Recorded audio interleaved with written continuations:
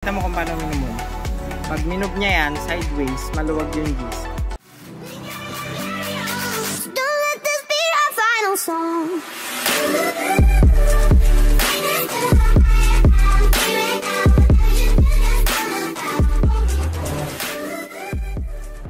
Tapos dito naman tayo ngayon kasi mag-change oil tayo. Ida-drop natin yung laman nito.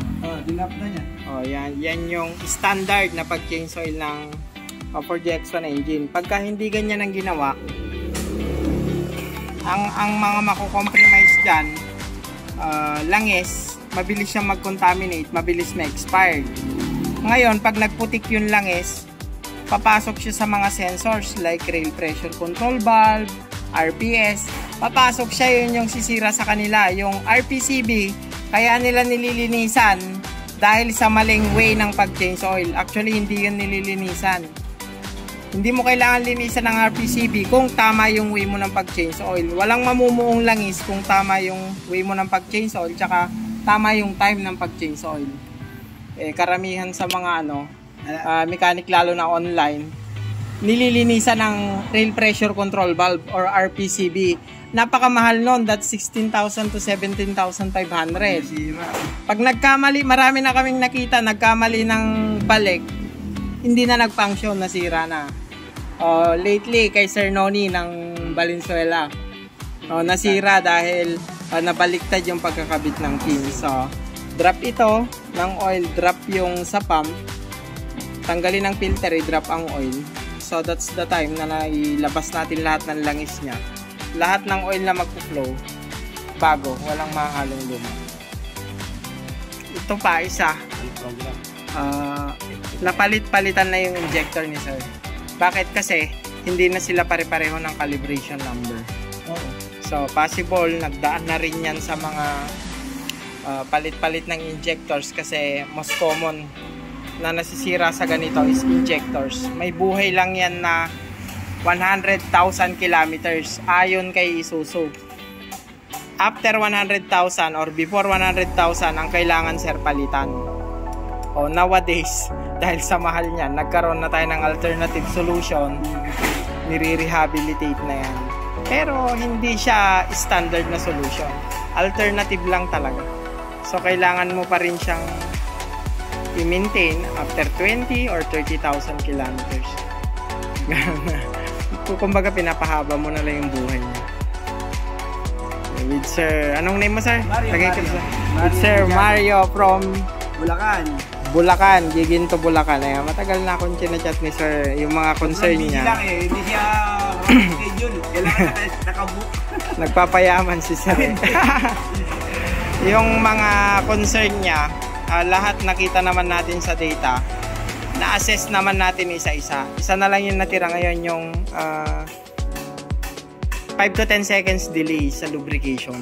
Yun na lang natitira mo. Sa system, sure ako. Okay na. Tatama lahat yan. Ang dami nating na ang dami nating na-solve. In chronological order, na-solve natin. So, ito ipo-program, change oil. Okay. Ito pa isang problema. Maglilinis kami ng straw oil line cleaning. Check namin yung fitting nito kasi sa loob puro sealant. Yan ang puro sealant.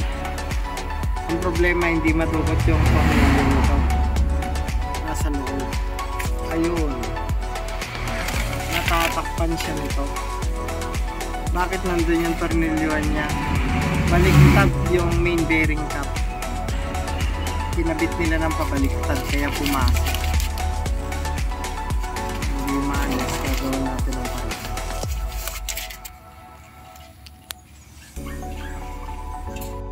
Ito, cold start. Ito yung sinasabi ko. On cold start, malamang nasa step 5 yan. Step 6. Kailangan niya munang maabot yung normal working temperature bago sumara sa step 9. Yun yung importansya ng thermostat.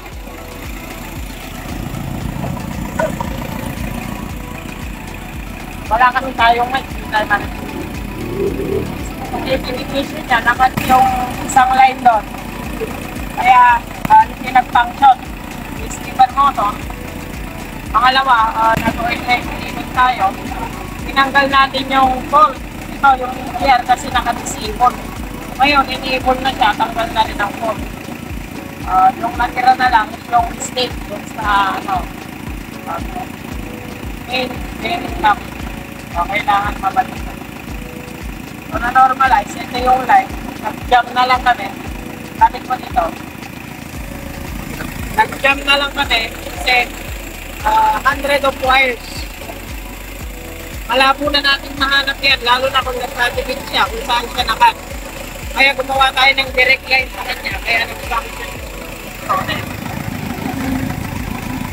Apisado naman natin lahat ng pins, kung saan papunta, apisado natin yan. So yan pa lang, nakikita ko na pins na lang. Kapagawa ko. Kung naman siya, wala siya.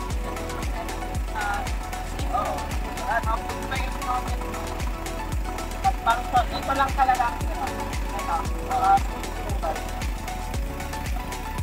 yung leak, okay na rin. Kapalitan din sa kapalitan din. May trade dito B1. Gawin dyan.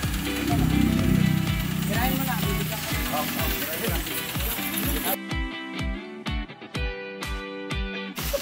Oh! Hey, baterya!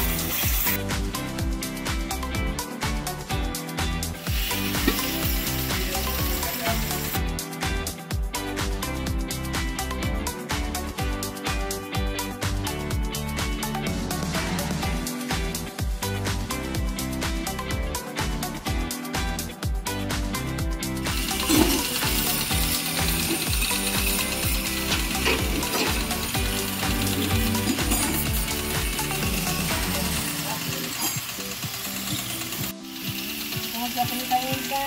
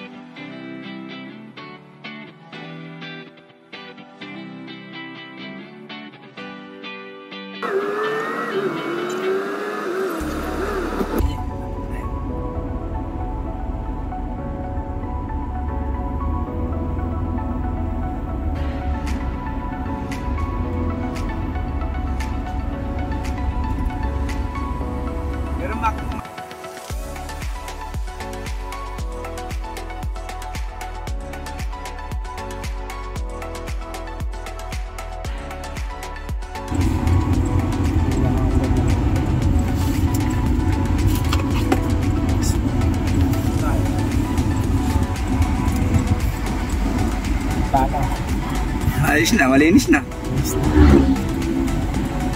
Ito, good yung alternator, 13.9.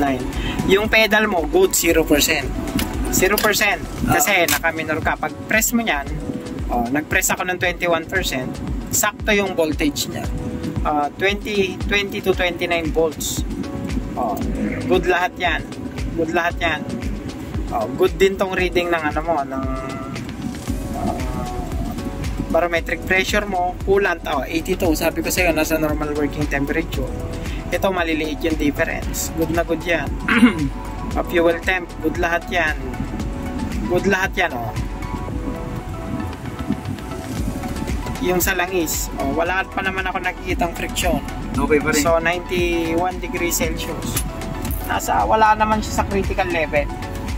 Pagka mayroon ka ng friction, maabot yan minsan 180, 150. That's the time, alam na natin na may nangyayari sa loob. Rail pressure control valve, 17 to 22. Sabi ko siya kanina, normal siya.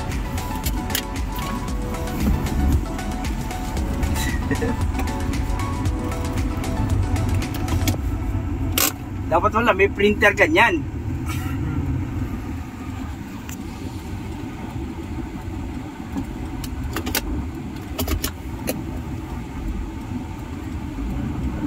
B1. O, yan na yung naka-store sa kanya. Kilala niya na yung mga injectors.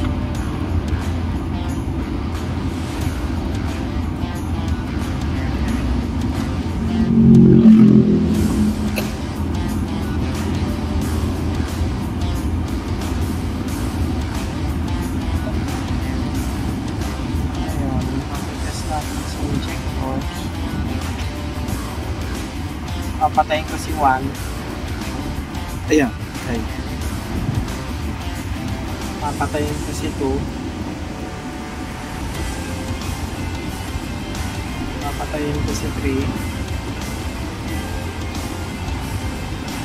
Papatayin ko si 4. Oh, meron silang uniform na ano sa engine, yung effect sa engine. Kahit sino ang patayin mo, Pare-pareho. pare-pareho yung nagiging effect sa engine. Ibig sabihin, nasa tamang state ng injectors. Hindi natin kailangan galawin.